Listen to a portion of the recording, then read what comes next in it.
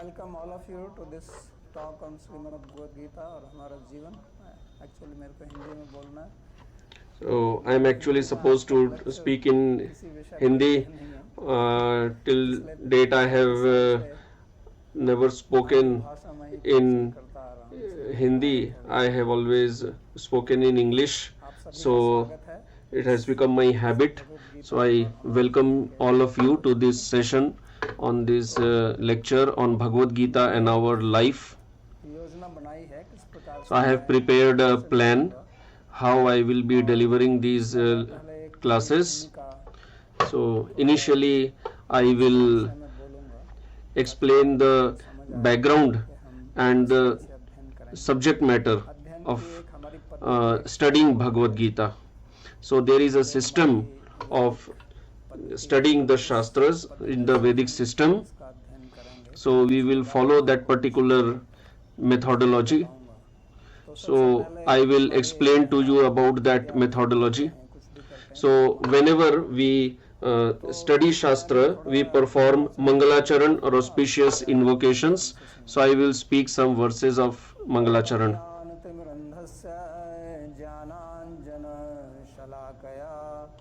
चक्षुरुन्मिलितं येन तस्मै श्रीगुरवे नमः.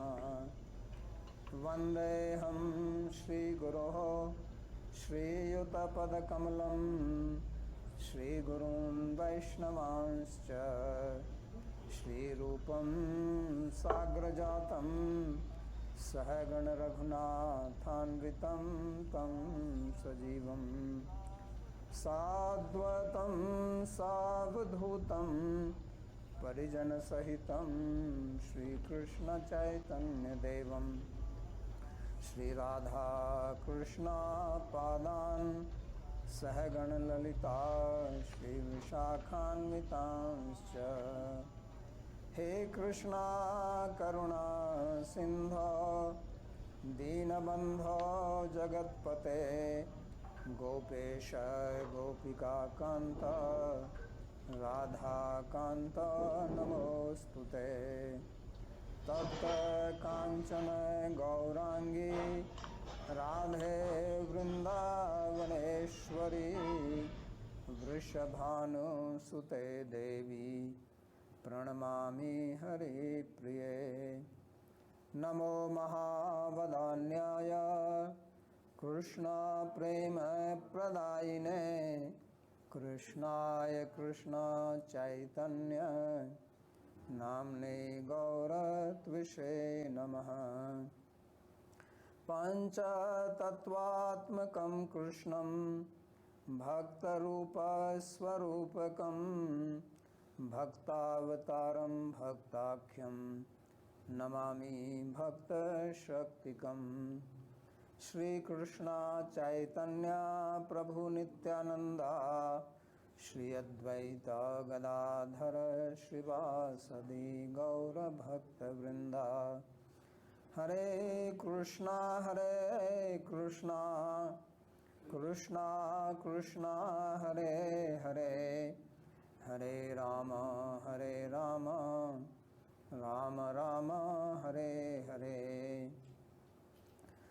जन्माद्यस्य यतोऽन्वयादितरतश्चार्थे सुभिज्ञस्वराट् तेने ब्रह्म हृदय आदिकवये मुह्यन्ति यत्सूरयः. तेजो वारिमृदां यथा विनिमयो यत्र त्रिसर्गो मृषा धाम्ना स्वेन सदा निरस्तकुहकं सत्यं परं धीमहि. नारायणं नमस्कृत्य नरं चैव नरोत्तमं देवीं सरस्वतीं व्यासं ततो जयमुदीरयेत्. स्वस्ति अस्तु विश्वस्य खलः प्रसीदतां ध्यायन्तु भूतानि शिवं मिथो धिया. मनश्च भद्रं भजतादधोक्षजे आवेश्यतां no मतिरप्यहैतुकी.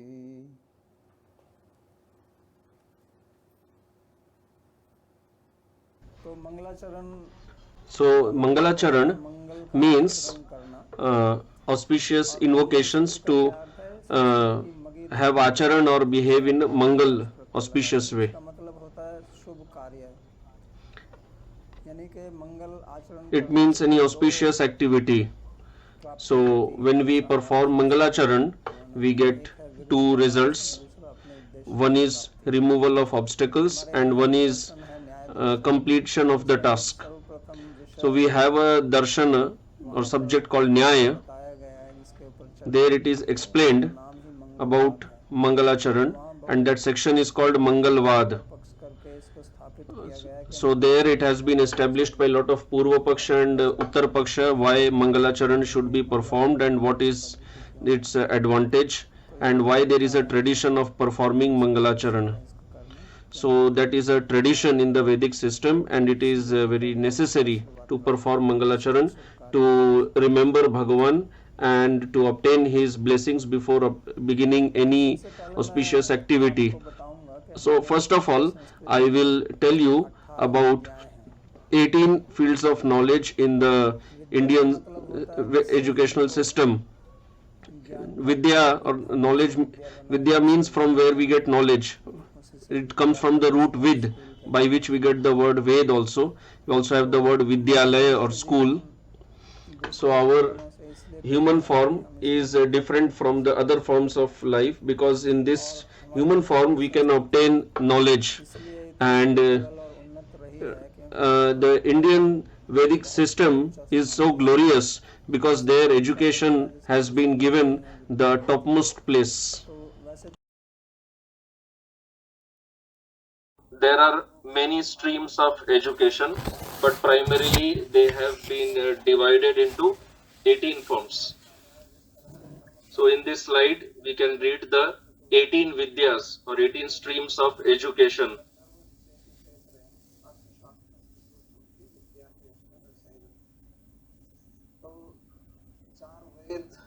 There are 4 Vedas and 6 Vedangas.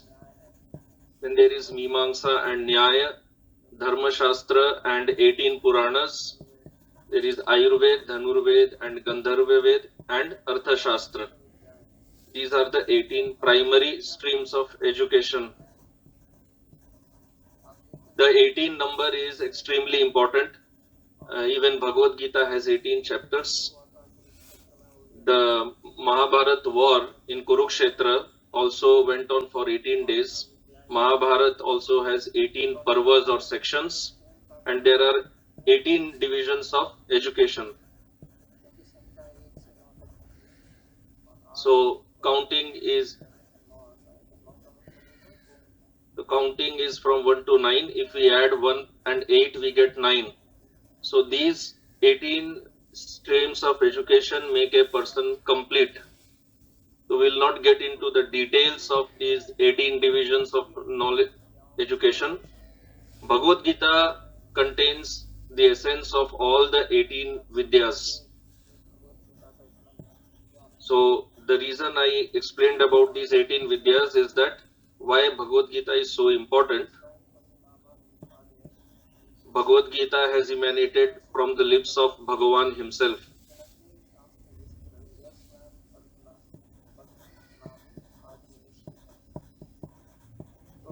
जो है उसको अध्ययन करना चाहिए पूरे Gita should be studied.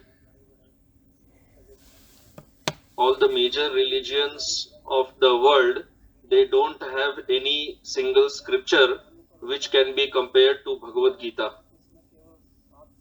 All aspects of life have been covered in Bhagavad Gita, although there are only 700 verses. But Bhagavan has included everything in these 700 verses. There are thousands of commentaries of Bhagavad Gita. Even currently new commentaries are being written, and this commentarial tradition will continue in future also. So Bhagavan is Ananta, which means unlimited. His glories are unlimited. His pastimes are unlimited. So Bhagavan's words also have unlimited meaning. When you go to the ocean, you will fill up if we go to the ocean, we fill up the vessel according to its size. Although ocean has unlimited amount of water, but one with a bigger vessel will take more water, one with smaller vessel will take small amount of water. So Bhagavad Gita contains an ocean of knowledge and wisdom, and every person according to his knowledge, according to his interest, will take the knowledge. Actually, there is no limit to the amount of wisdom in Bhagavad Gita. The more we study, the more we will get new insights from Bhagavad Gita. Because Bhagavad Gita has emanated from the lips of Bhagavan, and it is self-manifested.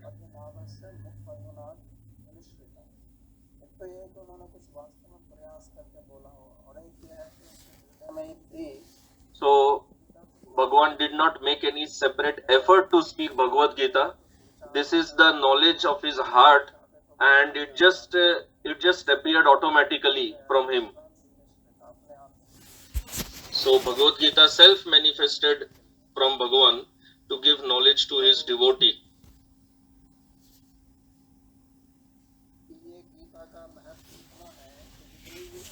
Gita is so glorious and so important that all the religious traditions that we have, whether it is of Shankaracharya, Madhvacharya, Ramanujacharya, Nimbarka Acharya, Lord Chaitanya Mahaprabhu, all the great acharyas, they have written commentaries on Bhagavad Gita. So there has been a system in India that there has been a system in India that acharyas, the bona fide paramparas, they have written commentaries on 3 books. These 3 books are collectively known as Prasthana-trayi.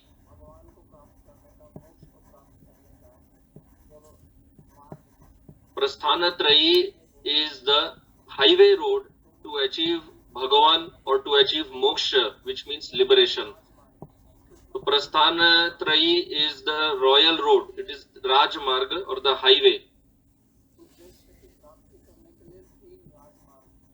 So to achieve the absolute truth, there are three paths: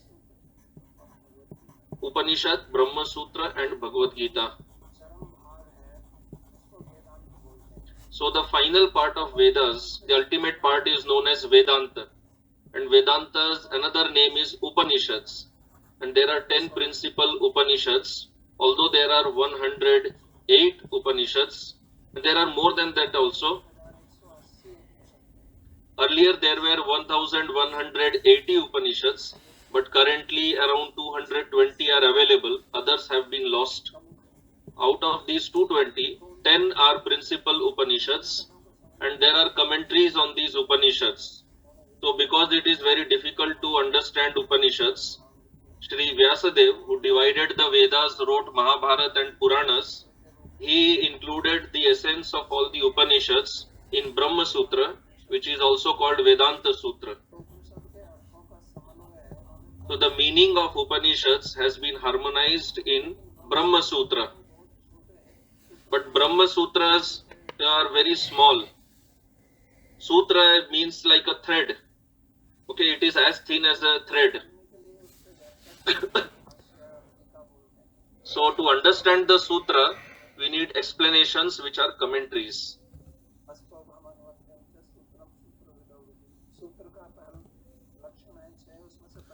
So there are 6 characteristics of a sutra, out of which the first characteristic is Alpa Akshara, which means that it has very few words. So for common man, it is very difficult to understand the meaning of sutra. That's why our great acharyas have written commentaries on sutras. These commentaries are known as bhashyas. So there has been a tradition in the Vedic system that anybody who is accepted as and worshipped as an acharya, he has written commentaries on these books. First the Brahma Sutra and then Bhagavad Gita.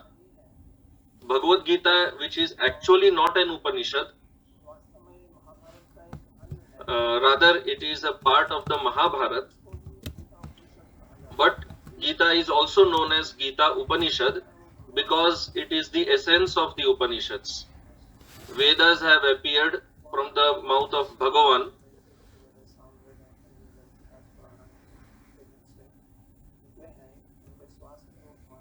The four Vedas are considered as the breath of Bhagavan, not just as words, they have appeared as the breath of Bhagavan. So Gita also has appeared from the mouth of Bhagavan. That's why it is so important that all the acharyas have written commentaries on Bhagavad Gita. Any acharya who wants to establish his opinion on spirituality, he establishes his opinion by writing commentaries on these three books. So Gita is accepted by everyone, irrespective of whoever is the worshipable deity of anybody. Whether somebody accepts the personal form of Bhagavan or the impersonal aspect, or somebody is a worshipper of Vishnu, Shiva or Devi, but everybody accepts Bhagavad Gita. In no sampradaya there is any acharya who has not written commentary on Bhagavad Gita. So even if some acharya has not written a commentary on Bhagavad Gita, but definitely he has accepted Bhagavad Gita as a praman. So Bhagavad Gita is a non-sectarian shastra. It was spoken 5,250 years ago. So the religions which we call today religions like Christianity, Islam, Buddhism, all these religions did not exist when Bhagavan spoke Gita.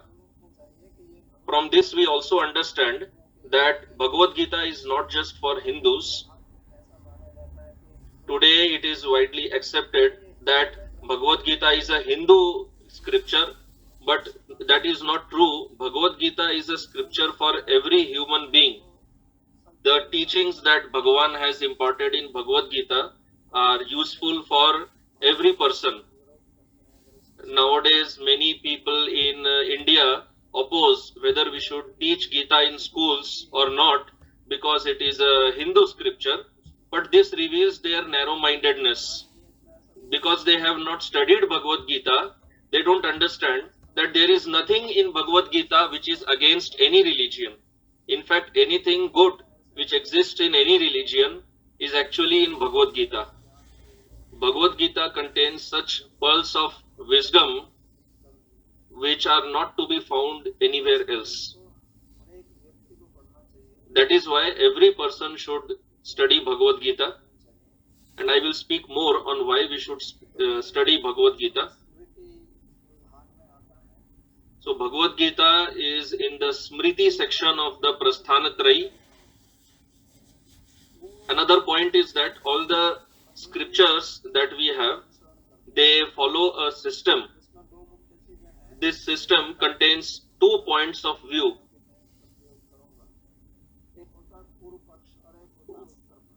So there are 2 points of view in the Shastras which are called Purva Paksha and Uttara Paksha.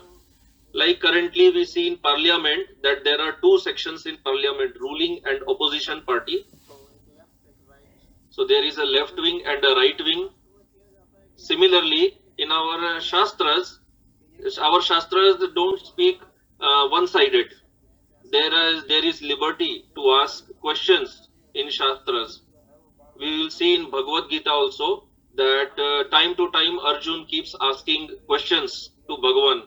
Although Bhagavan said to Arjun that earlier I spoke this Gita to Sun God, but Arjun immediately asked him that how is it possible that you spoke it to Sun God? Because Surya, Sun God, is much more older to you. So it is not that because Bhagavan is speaking something, I am bound to just accept it. There is liberty to ask questions and get clarification. So in Vedic system, knowledge is not forcibly imposed on the student. The student has liberty to ask questions. Even Bhagavan tells in Bhagavad Gita that the student who does not clarify his doubts, he cannot perfect his life. So we should clarify our doubts so that we can walk on the spiritual path without any hesitation. If we have doubt in our mind, then we cannot invest our full energy on the spiritual path. So if you are eating food and you come to know that there is poison in the food, will you eat that? No, because you will have doubt that if I eat this food, what will happen to me? I can fall sick, I may die. That is why first of all it is important to clarify the doubts. That is why in our Shastras, the doubts are called Purva Paksha. It means the person who is not agreeable to my point of view, that person will raise questions. And I have to satisfy him by answering his questions. And I have to convince him that what I am speaking is the truth and what you are speaking has flaws. So the final decision that is made, the conclusion that is given, that is called Uttar Paksha. So our Shastras are taught in this system of Purva Paksha and Uttar Paksha. Even the commentators, when they write commentaries, first of all they raise the Purva Paksha or the doubts, and then so the commentators, they understand that these questions are possible to be raised by the students, so they themselves raise the questions and then they themselves give the answers also. So we will be dealing more on this.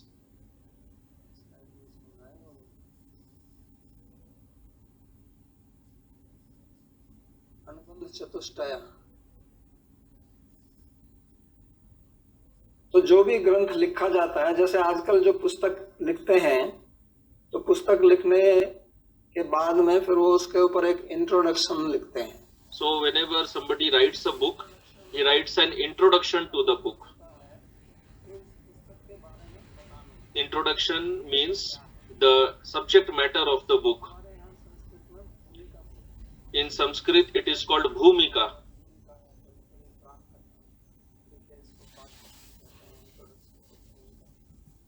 तो भूमिका का क्या मतलब होता है? भूमिका भूमि शब्द से आई है. The word Bhumika comes from the word Bhumi. So in the olden days, the buildings which were made, they were made at a little higher, at a more height. So currently, like we see, there is flood in Vrindavan. So the deity of Bhagavan is installed at a very higher position. So the pujari has to climb the steps and to go inside the temple, and also climb some steps to go inside the sanctorum. So these steps, they are called Bhumika. It means that when we have to go to a higher platform, we need a help, and these steps provide the help. So in the textbook, Bhumika means that in order to enter the subject matter of the textbook, few points are told in advance. So the Bhumika or introduction contains 4 topics. The first topic is Adhikari. Adhikari means who is the eligible reader or the student for the book. Every book is not meant for everybody. Currently, we see that in schools, colleges, universities, there are so many books which deal with various topics, but every book is not for every student. So according to the stream you choose, whether medical or engineering, accordingly you will choose your textbook. So that's why in Vedic system, there is a tradition that anybody who does Mangalacharan before starting his book, then after Mangalacharan, he writes the introduction and explains these 4 topics. That who is the eligible student, what is the subject matter, what is the purpose, and what is the relation of the book with its subject. So first of all, we have to understand who is the eligible audience for Bhagavad Gita. So one who does not have faith in this book should not study this book. Nowadays, there is a very bad section of people in our country who they raise a lot of allegations against Bhagavad Gita and speak a lot of nonsense about Gita. So actually they have not understood Gita and they don't have the eligibility to study Gita.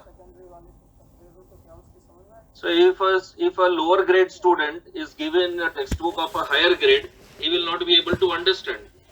So that is why to understand Bhagavad Gita also we need some eligibility. And the first eligibility is Shraddha, means faith.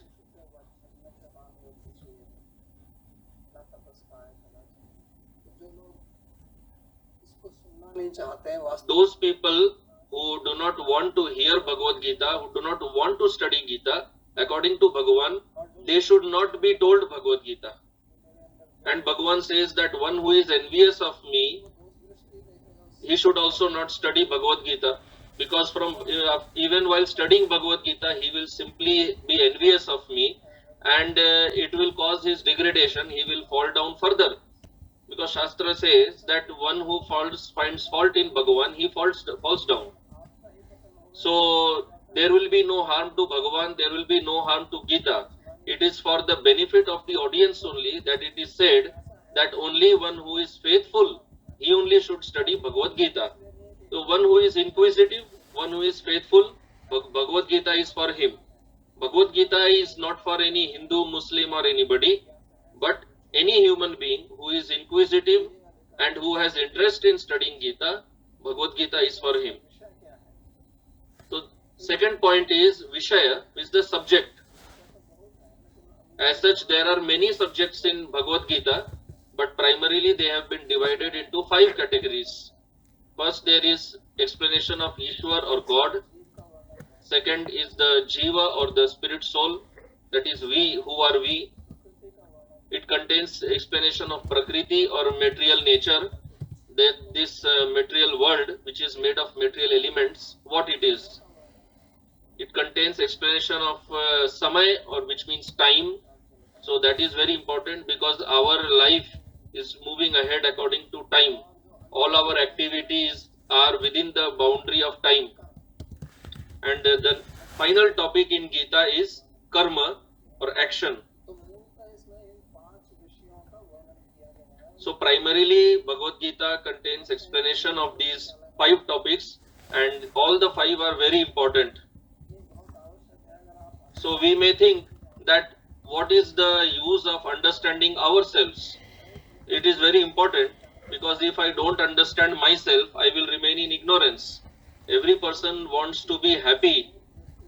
Even the most foolish person will never say that I want to live miserably. Everybody wants to live happily. But if I have to live happily, first of all, I have to understand who am I. So today all the knowledge that we have, it is called apara or material knowledge. That is also a vidya, that is also a knowledge. And Bhagavad Gita contains explanation of even material knowledge. Out of the 5 topics, one topic is Prakriti or material elements, material energy. Even that is explained in Gita. All the science and technology that exists today, it only concerns about Prakriti or material nature. It has no explanation of Jiva, the spirit soul, and the karma, the action. Although there is some explanation about time,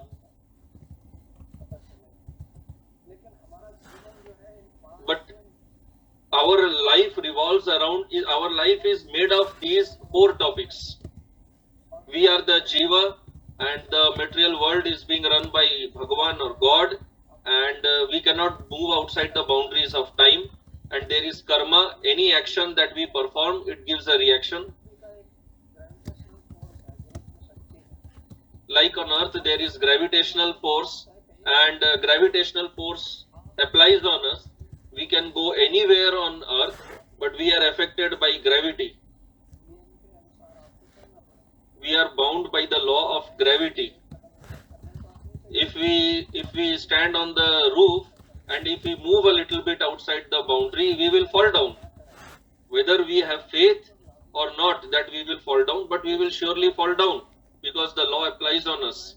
Similarly, there is law of karma, whether we are Hindu or anybody else, but the law of karma applies on us. So whether we have faith in him, faith in that or not, it does apply to us.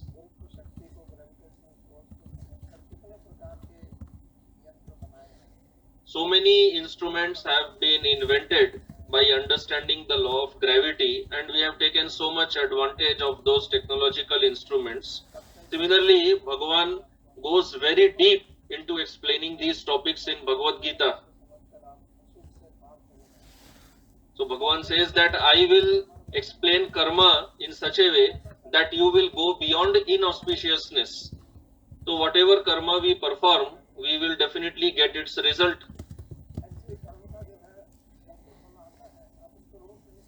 We cannot stop the result of our karma.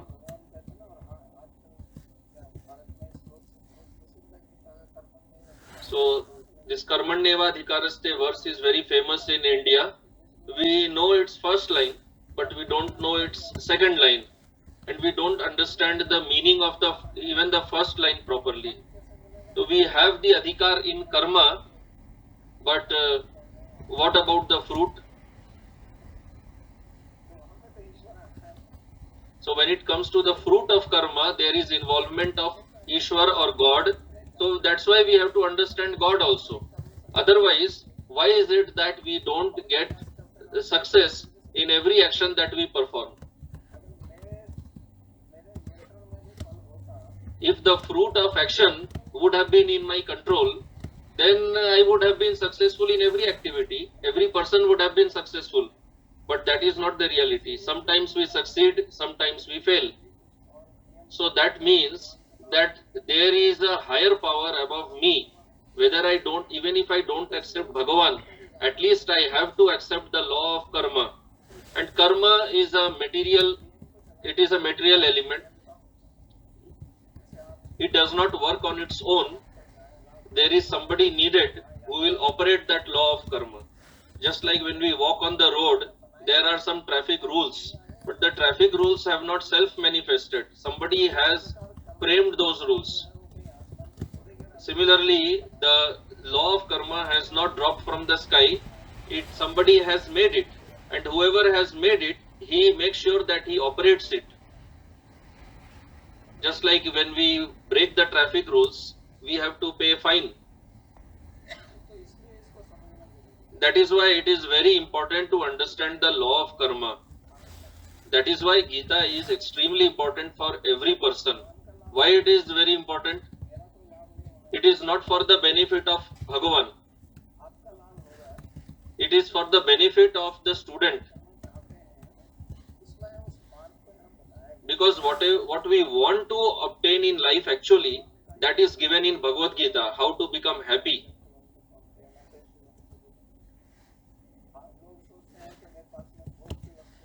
People think that if we have objects of sense gratification, we will become very happy. But Bhagavan says no. Obtaining objects of sense gratification is one thing, but how to do gratification, that is another thing. If we don't know how to enjoy the objects of senses, then those same objects of senses will become the cause of our disease. Most of the diseases which exist today, they exist because of bhoga or sense gratification. So we have left yoga. So when we leave yoga, then bhoga gives us roga. Bhoga is sense gratification and roga is disease. So Gita teaches us how to live life peacefully, happily. So Gita is for us. This is the subject of Gita. So why I am explaining about this? Because many people may think that what have I got to do with Bhagavad Gita? Why should I hear this book? So it is for our own benefit. And what is prayojan? Prayojan means the final objective or final result that we will obtain. So what we will obtain? We will obtain that for which we are running around day and night. We go to schools, colleges, universities, foreign countries. We spend lakhs of money and we keep studying for 15-20 years. And what do we get out of it? We earn money. These educational institutions don't teach us how to lead the life, how to utilize the money that we are earning. So this is a major problem. We learned how to earn money, but we never learned how to properly utilize money so that that same wealth does not cause us trouble. We just have one idea in our mind that if we have money, we will be happy. This is a big misunderstanding. Money will give us happiness only when we understand how to utilize it properly. If we don't understand how to utilize money properly, money will become the source of our misery. There are so many millionaires and billionaires in this world who are extremely miserable. I know so many millionaires who are simply miserable. Externally, it seems that they have everything. They may be roaming around in a Ferrari. They have multiple buildings. They have separate buildings for summer season, separate for winter season. They have no lack, no dearth of money. But what will money do? Money is outside of us. Money is not inside us. Money is outside us. And peace is in the mind. So peace has to come in the mind, but money cannot force peace inside the mind. So the path of becoming peaceful is given in Bhagavad Gita. By understanding Bhagavad Gita, we will get peace. The peace formula is given in Bhagavad Gita.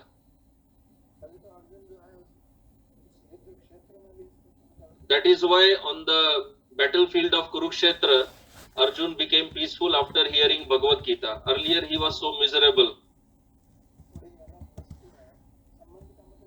Sambandha is a little different type of topic.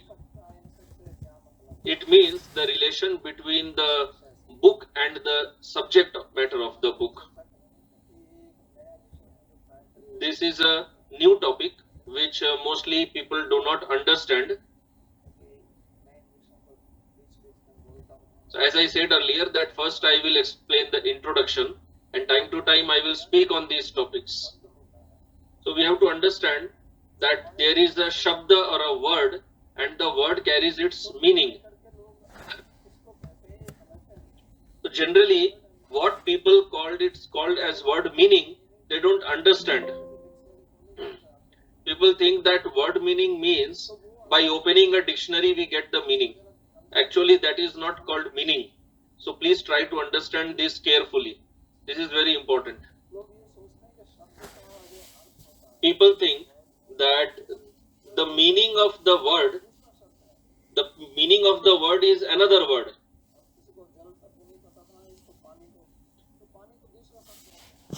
So in Sanskrit we have jal and pani for water. So somebody may say that jala means pani, but that is just another word. It is not artha or it is not the meaning. Artha or meaning means that which the word wants to convey. So if I say utter the word jala, it is a word that I am speaking from my mouth, and the meaning is that object which we are drinking. So the object which is obtained from rivers, canals, or from the tap or from the Bisleri bottle and which is filled in a vessel, that object is the artha or the meaning actually. And what we speak from our mouth, that is the shabda or the word. So there is a relation between this word and the artha. So if I say mango, mango is a word. So when we hear the word mango, what comes in our mind? Does another word come in our mind? No, an object, the image of an object comes in our mind. So we get the image of a fruit that we have eaten earlier. We get remembrance of that fruit, the taste of that fruit. Our mouth may become watery. So what is coming in our mind by hearing the word mango, that is the remembrance of the word. That is also not the artha or the meaning. Because I already know the meaning of that word, that is why an image or a picture is being formed in my mind. So that is because of that knowledge which I already have. That's why every word has an artha or meaning. So when I say mango, mango is a word.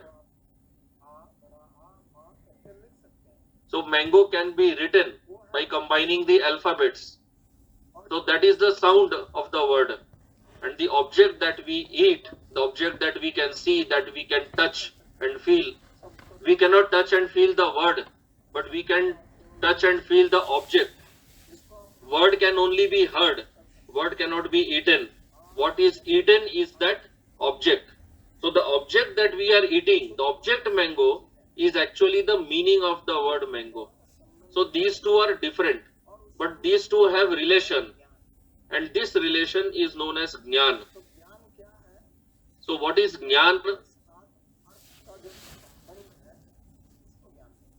So jnana or knowledge means the relation between the word and the artha or meaning. So this is in Sanskrit called triputi, between the shabda, artha, the jnana. So if I don't have the jnana or knowledge, I will not understand what is the artha of the word. So artha does not mean the written meaning. Artha, by artha I mean that object of that word. So if somebody has never experienced a mango and he hears the word mango, he will wonder, what is this mango? So jnana means the relation between the shabda, the word, and the artha, the meaning. Like in childhood, our parents taught us by indicating the nose that this is nose. So the child establishes a relation between the shabda, the word nose, and the nose on the body. If he is taught that this is called hand, he makes a relation between the word hand and the hand of the body. But this is also not real knowledge. Knowledge has two aspects. One is called shabdik gyan and one is called anubhavi gyan. So shabdik gyan means gyan or knowledge obtained from the word, that there is a word mango and it has these characteristics. And one is experiential knowledge or anubhavatmak gyan, experiential knowledge, which we gain by experiencing the object mango. So there is a lot of knowledge that we have gained just by hearing the shabdik gyan, like knowledge about different countries where we may not have gone, not have experienced that. That is simply shabdik gyan, which we have just heard, but we have not experienced it. So we may have heard of various items of food that we have never eaten. So there are two aspects of knowledge. One is just hearing and one is experiencing. So first is shabdik gyan, what we hear, and then comes experiential knowledge, the anubhavatma gyan. So our objective is to reach till experience, anubhava. So that is why it is said that first get shabdik gyan, first hear Bhagavad Gita, first understand what it is speaking, and then we have to experience it. So for experiencing it, we have to follow some prescribed process. That is also explained in Bhagavad Gita. So as I said, the 4 topics of the introduction, and one of the topic is Vishaya or subject. So subject also contains the explanation of how to realize or experience this knowledge.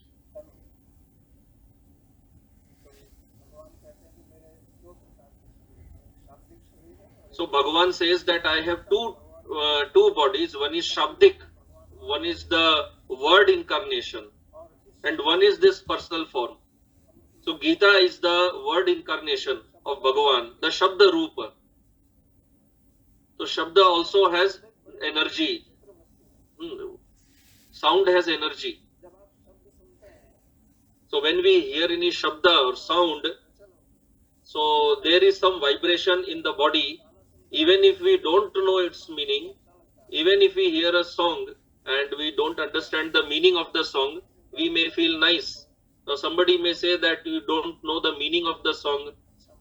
How can you say that it's a nice song? So often we hear shabda or sound, and it may not have some major effect. So if we know the meaning of the shabda or the sound, then it has more effect on us. So sound has its own inherent energy. So when we perform japa or kirtan, that is based on the energy of the sound. It is also known as Shabda Brahma in Shastra, or the Shabdik form of Bhagavan. So if we become expert in understanding this, if we become expert in understanding the Shabda form of Bhagavan, then we can enter into the Parabrahma form. So the Parabrahma form of Bhagavan is called Satchidananda Vigraha. Every person in his life wants three things: Sat, Chit and Ananda. Sat means I want to be eternal. I don't want to die. No matter how much a person falls sick or he is diseased, he does not want to die. Even if the person is not able to breathe and oxygen is put in him, still the person does not want to die. He wants to live. So that is Sat. Sat is Satta, existence. So nobody wants to lose his existence. This is not taught in the school that you should not die, you should always want to live. No, this is already there in us. Chit knowledge, everybody wants to get knowledge, even if it is material knowledge. The student keeps studying the same subject again and again. So anywhere we go, anybody we meet, we want to get some knowledge. And the third is Ananda. Everybody wants to be in Ananda or in bliss. So these are the three things we want in life. Money, why we want money? Simply because it will give us happiness. Money itself is not happiness. Whether it is in rupee currency or dollar, ultimately it's a piece of paper. So what is the Ananda or bliss in the piece of paper? But government has given a recognition to that piece of paper that it carries a certain value. If government tells from tomorrow that this paper will not have any value, then it will be zero. If the currency paper would have some inherent value, then nobody would be able to destroy its value. So earlier there were objects of gold, silver.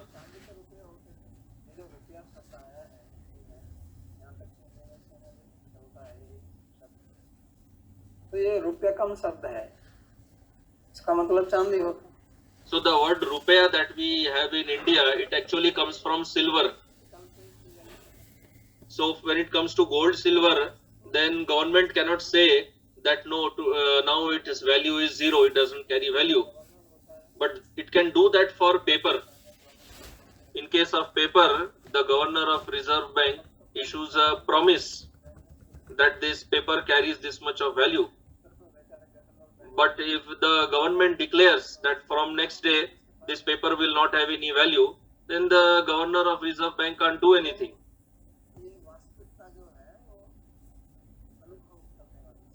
So the reality has to be actually experienced. I was actually talking of bliss. The form of Bhagavan is Satchidananda. So actually every person is searching Bhagavan only. Even the atheist will never say that I want to die. Even the atheist will not deny that he wants knowledge, he wants bliss. So whether you accept Gita or not, whether you accept karma or not, whether you accept Bhagavan or not, actually you want this Sat, Chit and Ananda only. And if Bhagavan is explaining how to get this Sat, Chit and Ananda, then that is what Bhagavan is explaining in Gita. So why do you reject it? That is why this Tripiti has to be understood carefully. That is the Shabda, Artha and the Jnana. The word, the meaning and the relation. So the next topic will be why we should study Bhagavad Gita, and we will take it up in the next session, that why we should study Gita. our life is a battle or a war, and we have internal battles and we have external battles. That's why I gave this title to this session, Gita and Our Life, because we may think that Gita was for Arjun, but here we have to understand that we are ourselves that Arjun, and Gita is for us, and we should not think that what have we got to do with Gita. So here I end my lecture, and if anybody has any question, you can ask.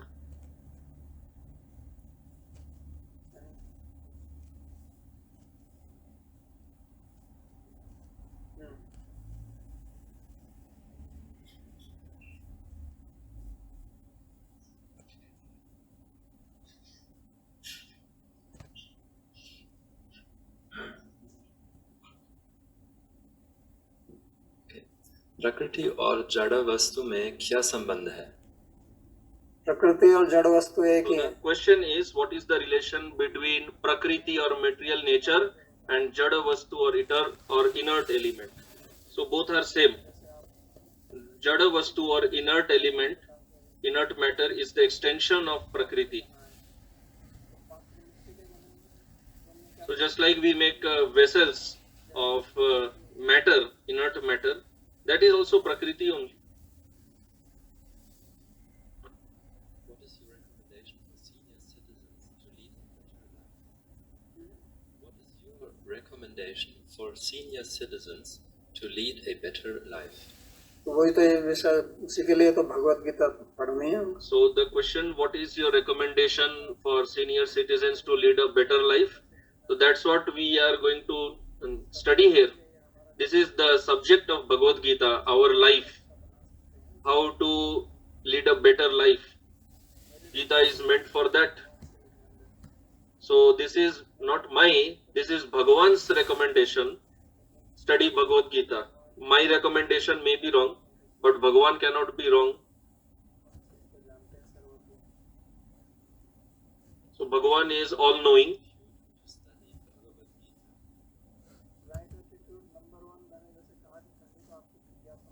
So the first right attitude to study Bhagavad Gita is we should have inquisitiveness.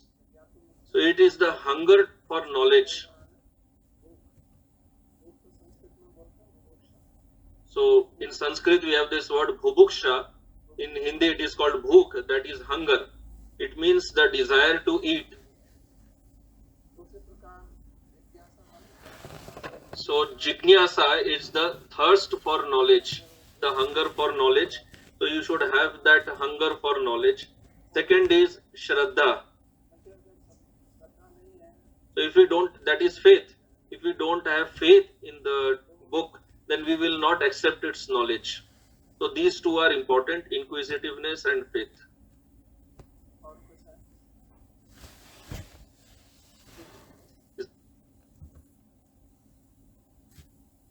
Satchit Anand is Swarupa Bhagavan. So when we are searching for Sat Chit Anand, then does that mean we want to become Bhagavan or we want to see Bhagavan? We want to have experience. So the answer to this Satchidananda question is that we want to experience. Just like if we want to eat mango, so do we want to experience the taste of mango or we want to become mango? Nobody will say that I want to become the taste of mango. Will say that I want to experience the taste of mango. That's how we want to experience Bhagavan. We don't want to become Bhagavan. That is what it means to search for Satchit Ananda or obtain Satchit Ananda. And we can't become Bhagavan. Anyway, that is not possible. So please do not hesitate in asking questions. But it is required that we involve our life in earning money. So how can we reconcile this in our daily life? तो मैंने पहले ही कहा था ये कि So I already said that I never said that you don't need money or you should not earn money. I said that we have to learn how to utilize money. That's what we have to learn. Just like food. I'll give a simple example. When we eat food, food gives us nutrition. It gives strength to the body. And if it is quality food, we even enjoy it. But if we misuse the food, then the food will become cause of disease. It is said disease comes from food, excessive food. So if we eat excessively, or if we eat the wrong food, or if we eat at the wrong time, or if we eat it or if we take the wrong combination, just like taking lemon soda with milk.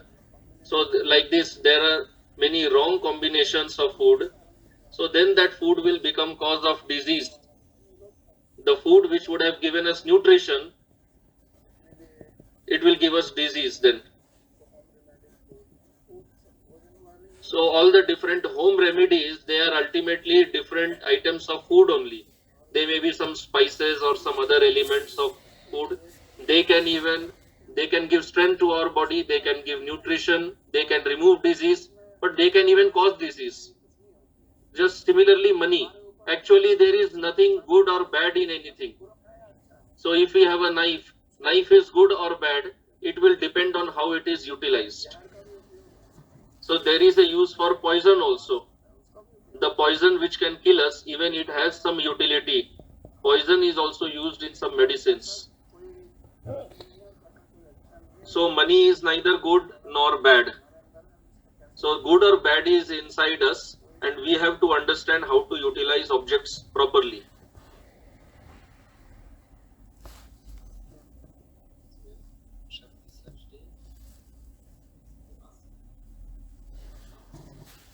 Yes, बोलिए। मेरी आवाज आ रही है गुरुजी? जी, आपको मेरी आवाज आ रही है गुरुजी? प्रणाम। प्रणाम। आपका जो प्रवचन है मेरा सर, उसमें एक क्वेश्चन ये है कि इस संसार में हम आए हैं, हम अपने जो कर्म करते हैं उसका हमें फल मिलता है। तो कोई इंसान इस जिंदगी में आया और मैं अपनी नजर में देखता हूं कि उसके कर्म भी अच्छे हैं, सोच भी अच्छी है, खूब जिंदगी में उसने सेवा पानी किया, उसके बाद में भी वो पूरी जिंदगी में मेरे को ऐसा लगता है कि वो कष्ट में क्यों रहता है। उसका क्या कारण है कि उसने इस जिंदगी में क्यों उसको तकलीफ मिल रही है, जबकि उसकी सोच विचार। So the question is that I see people who are very nice in this world, they perform good karma, but why do they suffer so much? So the primary reason for all, उनकी सोच अच्छी है, ये है, ठीक है, वो वास्तव में उनको अज्ञान है। और अज्ञान किस चीज का है? क्योंकि हर एक आदमी तो कोई नहीं कह सकता कि मैं अज्ञानी हूँ। हर एक आदमी को कुछ ना कुछ तो ज्ञान होता ही है। कोई भी पूर्ण रूप से अज्ञानी नहीं है, पूर्ण रूप से ज्ञानी नहीं है। हर एक आदमी के पास में कुछ ज्ञान है, कुछ अज्ञान है। तो मैं जब कहता हूँ अज्ञान के कारण, तो वो मैंने जो 5 विषय बताए, ईश्वर क्या है, कर्म क्या है, जीव क्या है, काल क्या है, प्रकृति क्या है, इसका जब तक अज्ञान रहेगा तब तक आप अच्छे हो बुरे हो, आप समस्याओं से जूझते रहेंगे। क्यों जूझते रहेंगे? वो इसी प्रकार है कि आपको हम एक कार में बैठा दें और कार चल रही है, लेकिन आपको कुछ भी ज्ञान नहीं है कि कार को कैसे कंट्रोल किया जाए, इसका स्टीयरिंग कहाँ है। if a car is running and I don't have any knowledge how to navigate a car, how to use a car, then the car wherever it will go, even if I am a good person, there may be accident in the car. So until I have knowledge of the subject matter, I may be good, bad, wealthy, poor, it doesn't matter. So the ultimate cause is ignorance. Ignorance is the cause of all problems in life, and in order to get rid of this ignorance, Bhagavan has spoken Bhagavad Gita, and we have to understand it carefully.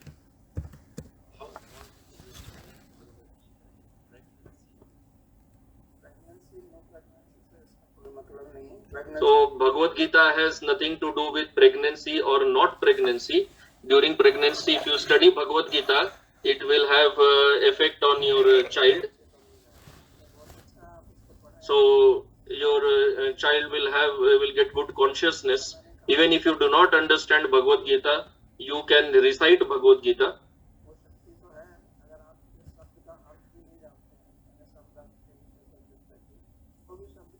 Shabda has its own energy, even if we do not understand the meaning of the word, but even reciting Bhagavad Gita will have lot of effect.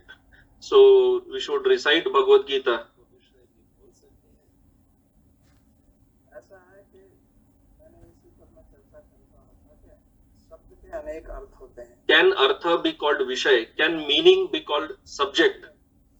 So as I explained, a word has many meanings. So in English, earth means this earth on which we are standing or sitting. तो अर्थ का मतलब पैसा भी होता है. अर्थ का मतलब Earth, the words earth in Sanskrit also means money. In Sanskrit, artha also means objective or what we want to obtain. It can even mean subject.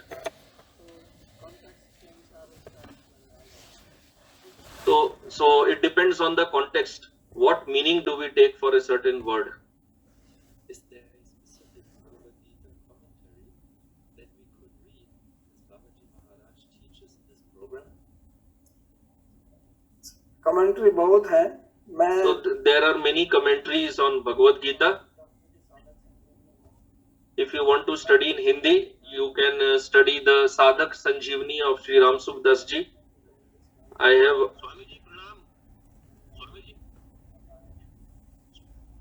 अभी मैंने ये गीता का अनुवाद किया, मेरी अंग्रेजी में भी. So I have published this English translation of Bhagavad Gita, and its Hindi translation is also going on. So I have a book which is a commentary on the first chapter of Bhagavad Gita. If you want to study in Hindi, I suggest the Sadhak Sanjeevani edition of Ram Sukdas ji. And there are two questions related to money. What is the proper and we can't get to know till what limit we should earn money, because the mind always wants more. So how to decide till what point to earn? तो पहले आपको अपने जीवन का उद्देश्य निर्णय करना पड़ेगा, क्योंकि जब तक So आप first of all, we have to understand the objective of life. As long as we do not have a clear goal in life, no matter how much we earn, we will always feel it is less only. Whether we are Elon Musk or Bill Gates, even they also have a lot of money, but still they feel they want more. Although we may feel that if we earn like them, we will be very happy, but they don't feel like that. So this is a big trap. We have to fix a clear goal in our life. What do we want? First of all, we have to understand that we want to be happy. So in order to be happy, what all I have to do? So first of all, we have to prepare that list. We have to prepare a clear plan. Unless we don't know where we want to go, we will be let in the herd mentality. Whatever others are doing, we will feel we should also do that.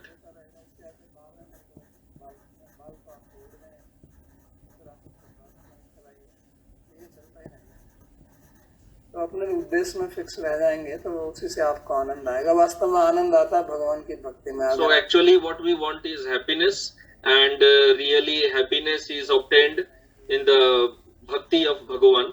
I will not go into detail because that will come up in our discussion of Bhagavad Gita. Swami ji प्रणाम.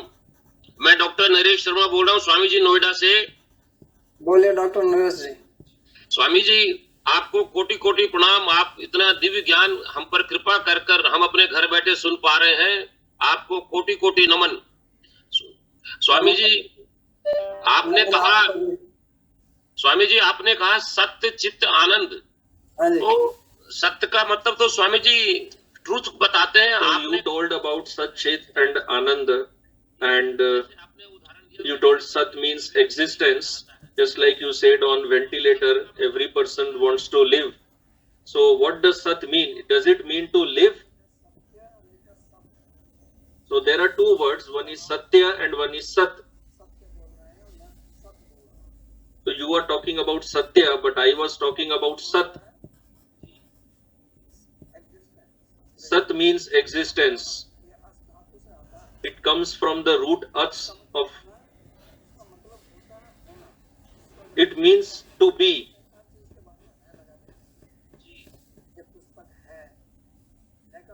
इसकी सत्ता है.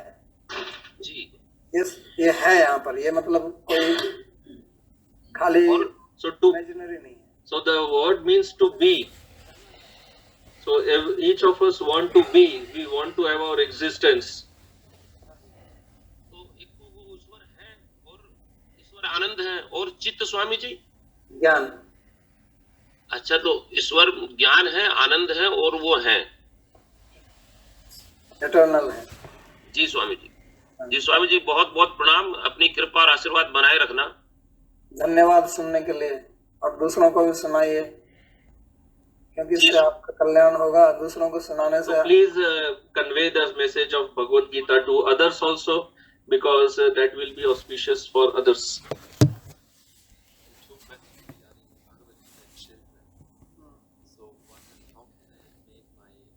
Interested in Bhagavad Gita? And the other question is, my kid is 3 years old. At what age should we start Bhagavad Gita teaching to our kids? Also, how does it help them in their school life?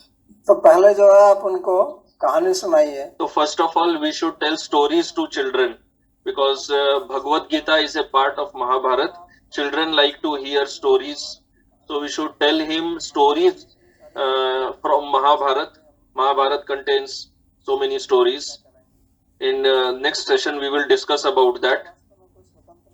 Bhagavad Gita is not an independent book.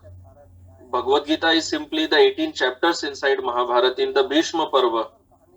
So first of all, tell stories to children and explain the meaning of the stories to children.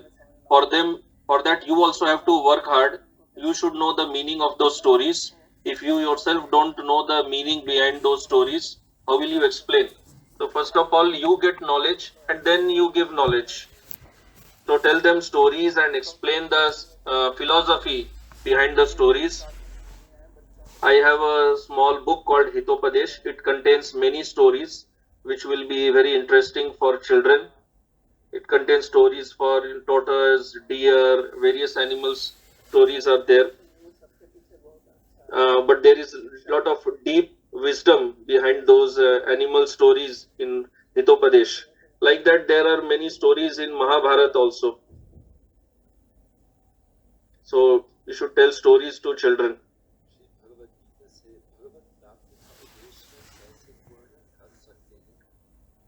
From Bhagavad Gita, how can I fulfill the objective of life?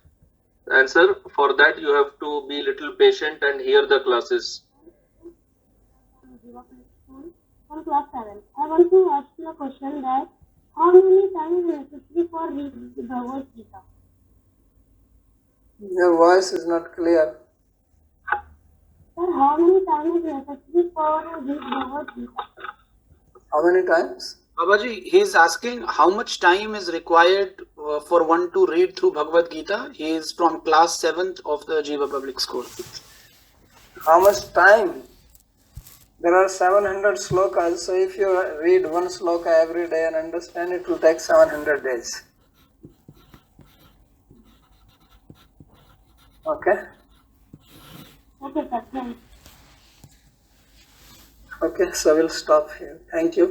धन्यवाद आप सभी का. Thanks to everyone for attending today's session.